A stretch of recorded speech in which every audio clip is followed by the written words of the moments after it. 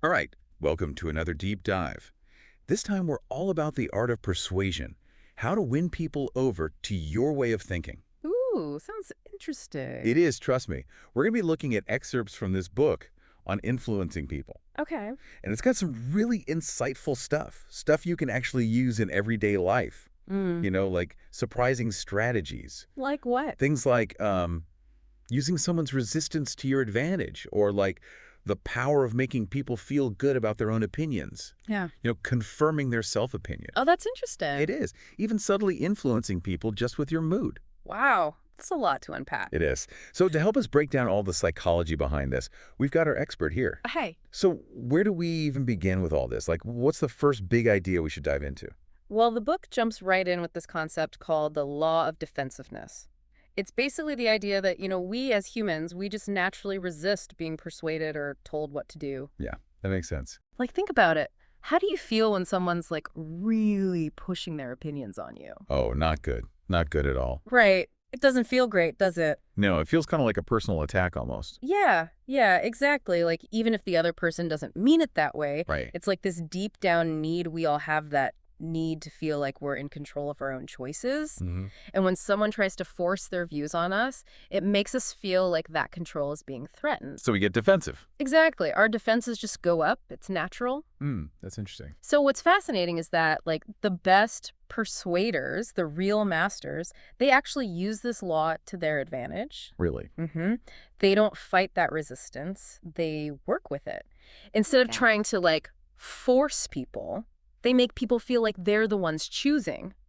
Oh, so it's less about dictating and more about guiding. Yeah, Okay, exactly. that makes a lot of sense. But how do they do that? Well, that's where the book gets even more interesting. It dives into these things called the three universal qualities of self-opinion. Oh. Basically, it's this idea that everyone deep down believes these three things about themselves. One, that they're autonomous, they make their own choices. Mm. Two, that they're intelligent in their own way, of course. And three, that they're a good person. Okay, yeah. Those are pretty fundamental beliefs. Right. I can definitely see how those would be important if you're trying to persuade someone. Absolutely. These qualities, they're like the foundation of someone's self-image. Hmm. So by, confirming these beliefs, by validating them, you're essentially lowering their defenses and making them way more open to what you have to say. So it's like you're making them feel good about themselves while also subtly steering them towards your point of view. Exactly. That's clever. It's almost like a Jedi mind trick or something. Uh-huh. Yeah, kind of. Yeah. But without the force. Right, of course. So this is all very insightful, but I'm curious about how it works in practice. Does the book get into that? Absolutely. It lays out 5 specific strategies to become like a master persuader. Are you ready for this? Oh, yeah, bring it on. Okay, so here they are. Becoming a deep listener. Okay. Infecting people with the proper mood. Okay, we'll have to unpack that one. Free will, it sounds a little crazy, I know. But trust me. Then we've got confirming their self-opinion, which we kind of touched on. Then there's allying with their insecurities. And lastly, using people's resistance to your advantage. Wow, there's a lot there. Okay, so the first one is about becoming a deep listener. Now, I think I'm a pretty good listener already, but I have a feeling this book is going to take it to a whole new level. You're probably right. You see, most people, they're so focused on what they're going to say next that they don't truly listen. But this book, it talks about the power of actually seeing the world through the other person's eyes, really trying to understand their perspective. Okay. It's like each person is an undiscovered country full of all these surprises and, uncharted territory. I love that. So it's not just about listening to respond. It's about listening to truly understand. Exactly. It's about making that shift in your mind. Really pay attention. What's their tone like? What about their body language? What makes their eyes light up? And then guide the conversation in that direction. You can even use techniques like mirroring, where you subtly reflect their words and movements. Okay, that makes a lot of sense. But what about this whole infecting people with the proper mood thing? That sounds kind of manipulative, doesn't it? I can see why you'd say that. But it's actually based on this real psychological phenomenon called emotional contagion. Basically, our moods, they can actually be contagious. We subtly influence the emotions of those around us. Wait, really? So if I'm in a good mood, it can actually rub off on other people? Yep.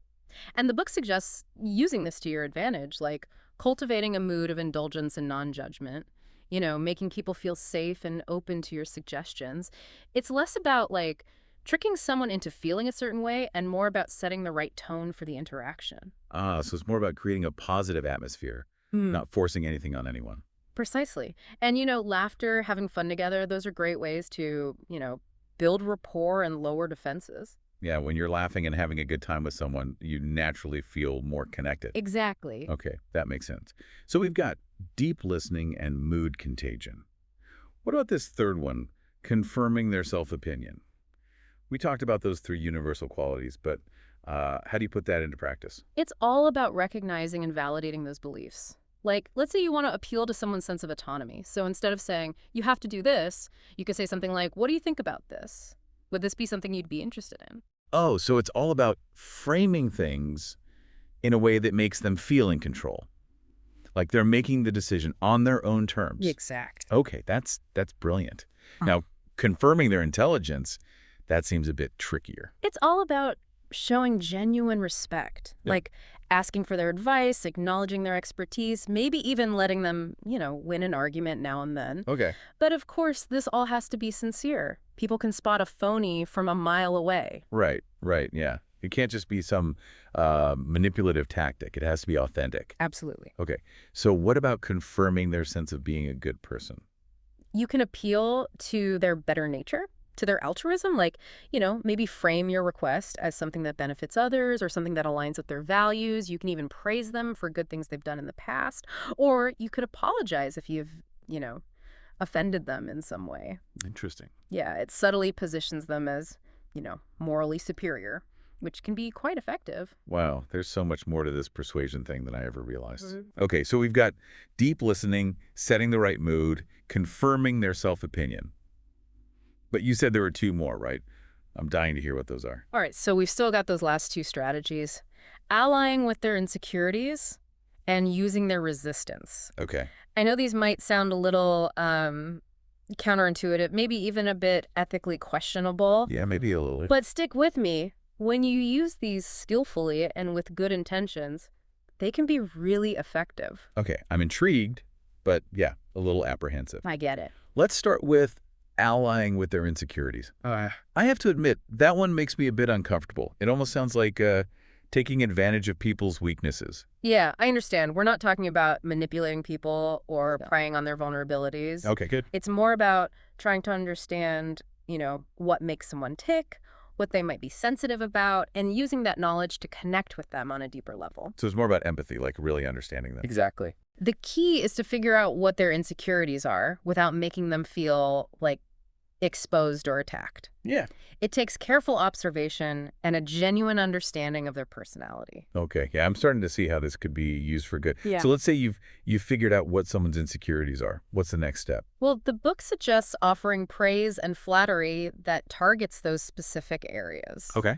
So, for example, someone's insecure about their public speaking skills. Mm-hmm. You might compliment them on how clear and engaging their presentation style was after they give a talk. Oh, so it's like you're giving them this confidence boost, but in the area where they need it most. Exactly. But here's the thing, the flattery has to be genuine. Yeah. People can always tell if you're being fake, and that can really backfire. Right. It can't just be some empty compliment. Exactly. It has to be real. And another good tip from the book is to praise their effort over their talent, Oh, okay. because that reinforces the idea that they achieved something through hard work, Yeah. which can be a lot more empowering than just saying they're naturally gifted. Yeah, that's a good point. Kind of shifts the focus from something they might feel insecure about, like their lack of talent, to something they can control, their effort. Right. Okay, so we've covered deep listening, mood contagion, confirming self-opinion, and allying with their insecurities. Mm-hmm. Now for the grand finale, using people's resistance. This is where that reverse psychology comes in. Oh, okay, yeah. I was wondering about that. So instead of battling their resistance head on, we redirect it. Exactly. I like that. It's like a mental judo or something. Yes. Yeah. Perfect analogy. So imagine someone's like totally against an idea that you're proposing. Hmm. Instead of arguing, you could say something like, you know what? I totally get why you feel that way. That's a valid concern. Oh, so you're acknowledging their resistance without like directly challenging it. Exactly. It takes the wind out of their sails and makes them more open to hearing what you have to say. Okay, yeah, that's pretty clever. It almost disarms them, doesn't it? Right. Another good technique is to use their language back to them. Oh, yeah. You know, if they're using really strong language, you kind of mirror it back in a way that shows you get where they're coming from. So it's like you're on their side, you understand them. Right. It creates this sense of familiarity and, like, agreement. Okay, yeah, I see. But what about those people who are just plain stubborn? Yeah, I've definitely met a few of those. Sometimes the best way to deal with stubborn people is to not engage with their stubbornness at all. Oh, really? Try a little reverse psychology. Agree with their, like, rebellious stance. Wait, so if someone's like digging in their heels about something, Yeah. we should just agree and say, you're right, stick to your guns. Sometimes. It sounds crazy, but it can make them rethink their position. It's Yeah. like you're using their own stubbornness against them. Wow, these strategies they're really something. They make you think. But you know what? All this focus on persuading others. What about our own mindset? Is there a danger in like becoming too manipulative? That's a great point. And the book actually talks about that, about the importance of having a flexible mind. Oh, okay. So it's not just about influencing others. It's about being open to being influenced ourselves. Yeah, exactly. It's easy to get stuck in our ways, to hold on to our opinions too tightly. But a truly persuasive person, they're also open to new ideas. They're willing to change their mind. Yeah, I like that. The book even compares opinions to toys. Yeah.